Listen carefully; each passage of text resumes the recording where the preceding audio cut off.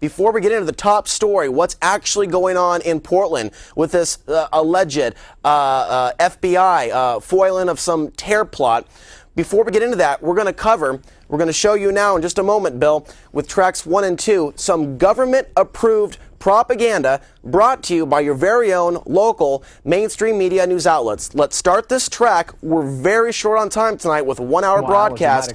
We'll start this track and come back and get into the reality of what's going on. Targets of somebody bent on violent jihad. Jim Foreman is in the Rose City with reaction from the mayor and more. He reports tonight from Pioneer Courthouse Square. Good evening, Alan. You know, they call this Portland's living room, home to the city's big civic events, like last night when 10,000 people packed in here to usher in the holidays. It would be a perfect target for a would-be bomber. Today, Portland's Pioneer Courthouse Square was alive with the sounds of the holidays and full of shoppers. It was here federal prosecutors allege Mohammed Osman Mohammed wanted to detonate his car bomb during Friday evening's Christmas tree lighting ceremony. Portland's mayor tried to reassure the public and offered high praise for law enforcement. This individual was really going to try to carry out, mass destruction in Portland. So I'm really pleased that they were as patient, they were as persistent, they were as smart as they were in this investigation. According to court records, Mohammed said he had been interested in jihad since he was an early teen, even writing for a jihadist website under an assumed name. He went to Westview High School in the Portland suburb of Beaverton, where classmates recall he once gave a presentation on how to make an explosive device. While the details of the plot are shocking enough, even more stunning to Portland's residents is that it happened here. That's really scary. Oh, okay, that's good. Well, at least they caught him. Sir, can I share with you our message of peace? At Pioneer Courthouse Square today, the local Muslim community handed out what they called peace flyers. Leaders were quick to distance themselves from Mohammed and the alleged bomb plot. We condemn terrorism wholeheartedly, and we believe there's no room for violence in Islam, and that we actively need to start taking a stance for peace. Friends say Mohammed was outgoing, certainly not a loner, and they add he had joked about being a terrorist. They didn't think anything of that until now. In Portland, Jim Foreman, King 5 News.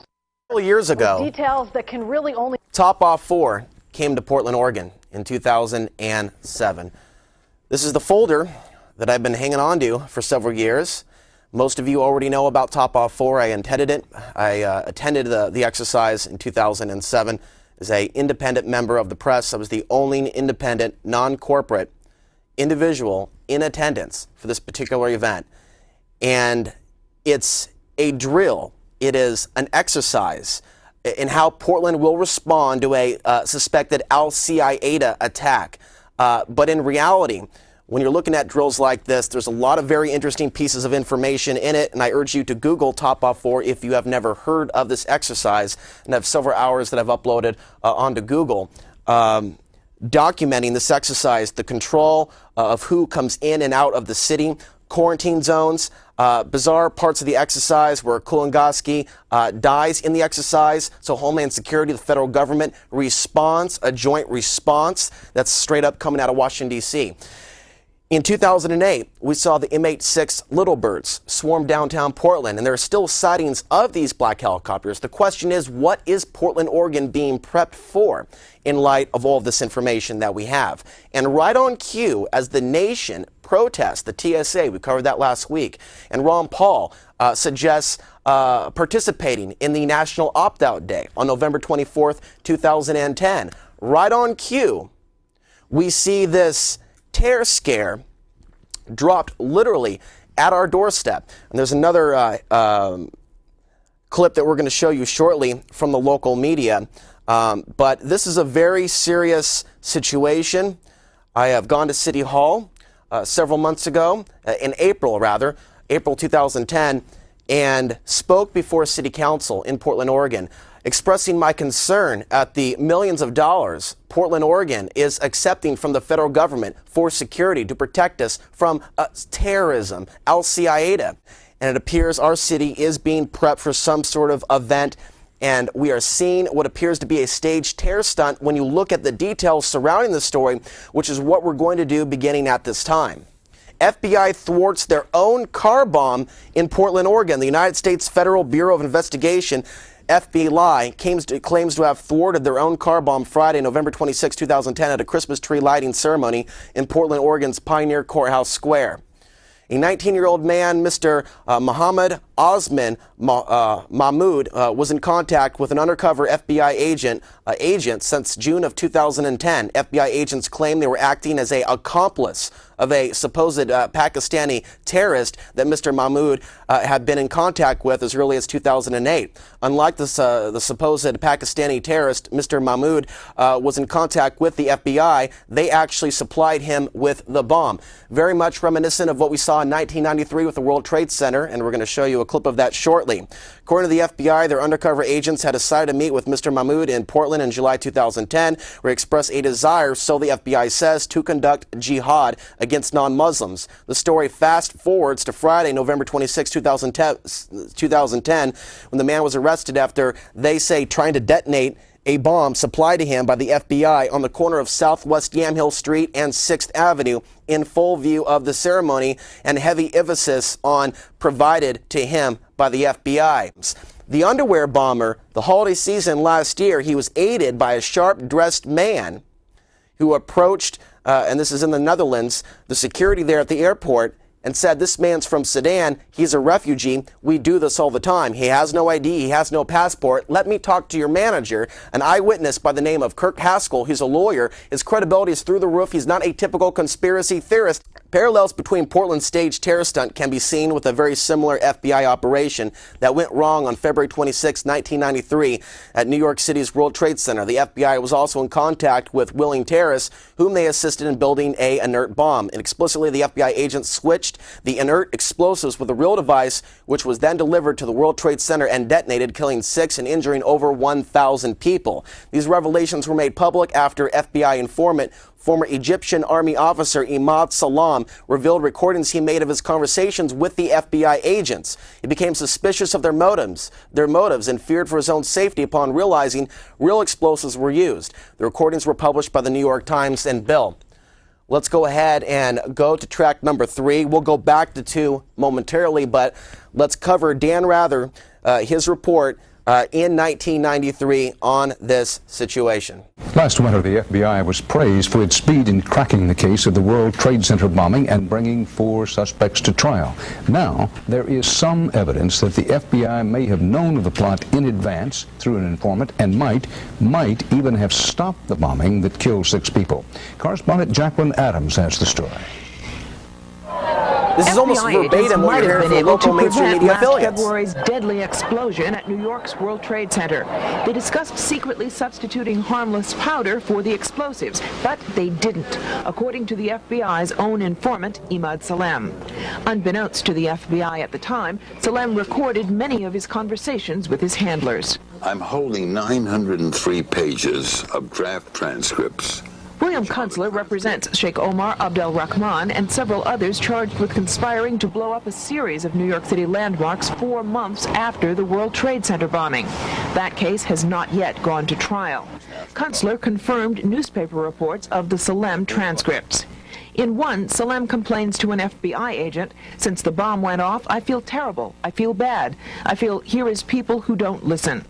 The agent replies, "Hey, I mean, it wasn't like you didn't try and I didn't try. You can't force people to do the right thing." There is material in here to show gross governmental misconduct. Today, attorneys for the defendants in the ongoing World Trade Center bombing case formally asked for the transcripts of Salam's tapes. Quite frankly, beyond me, why now, the 4th week into the trial, we still don't have these materials. Prosecutors have refused to comment publicly, but legal experts say the defense may have no right to those transcripts. It's not a defense to a crime to say, if only the government had stopped me, I wouldn't have done it. So this isn't material that ordinarily the defense would be entitled to. All right, let's return. Today, a witness from the Ford Motor Company linked debris recovered from the explosion. Now, going back to the story in Portland, the Justice Department states that FBI agents constructed and detonated a real device with this man on November 4th, 2010, in a run-up to the actual event. And this took place in Lincoln County, Oregon, where a bomb concealed in a backpack was detonated as a trial run for the upcoming Christmas tree attack. The FBI eagerly assisted their clueless Mark when he decided to shoot a video explaining his half-witted act. This man and the FBI operative agreed to meet in Portland, where he allegedly told the FBI operative that he had written articles that were published in Jihad Recollections. According to the FBI affidavit, Mahmoud's absurd bomb plot began in August 2009 when he contacted by email an unknown associate overseas said to be involved in terrorist activities. In December 2009, while the mysterious associate was in the frontier province of Pakistan, Mahmoud and his associate discussed the possibility of Mahmoud traveling to Pakistan to participate in violent jihad. Pakistan's intelligence service, the ISI, is notorious for creating and running jihad terrorist groups under the supervision of the CIA. And it goes on, and we are short on time, but this is what you need to hear at this point. Mayor Adams believes the official story, and it's coming out now. Portland Mayor Sam Adams, we have a graphic of this. Police Chief Mike Reese discuss return to Joint Terrorism Task Force.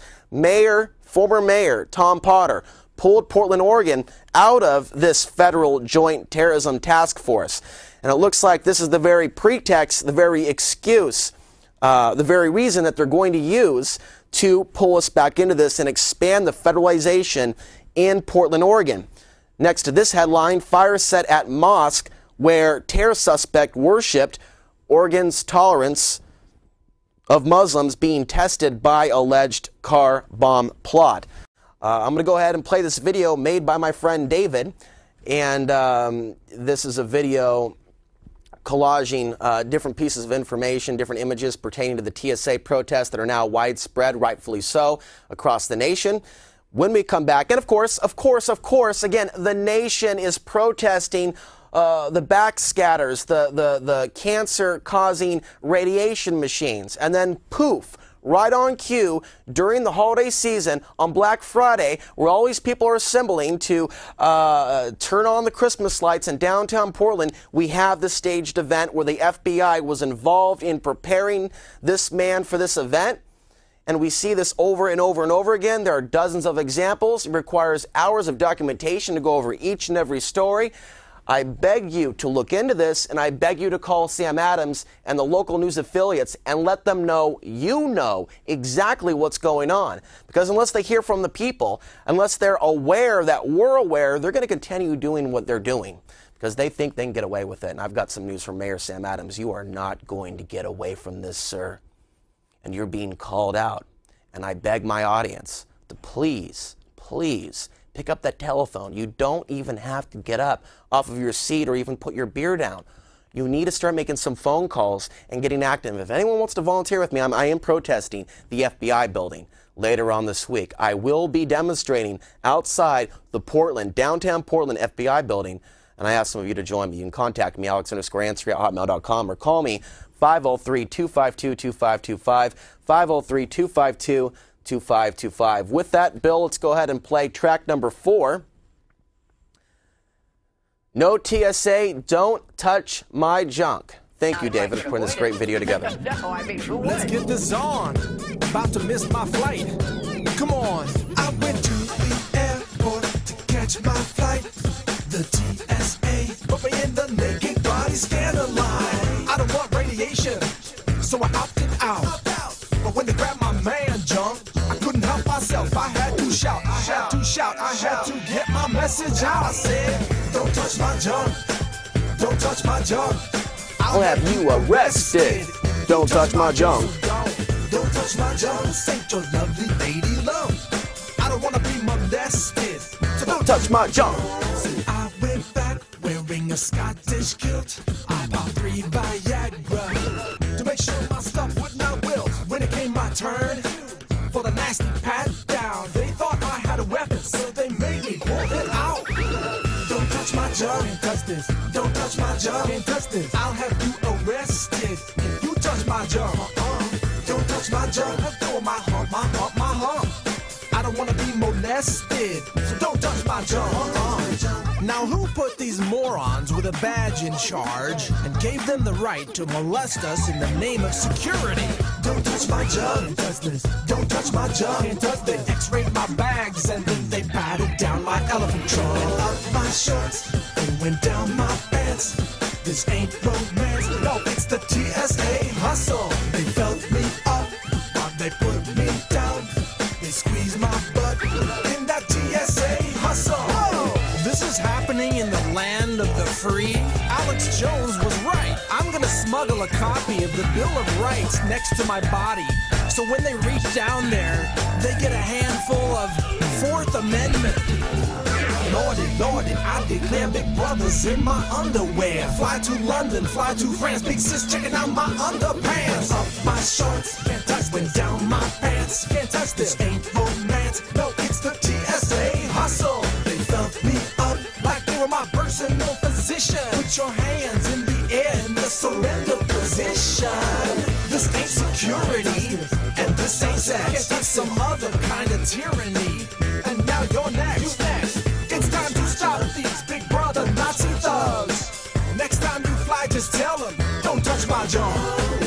Bill of Rights, baby. All right, and we're back.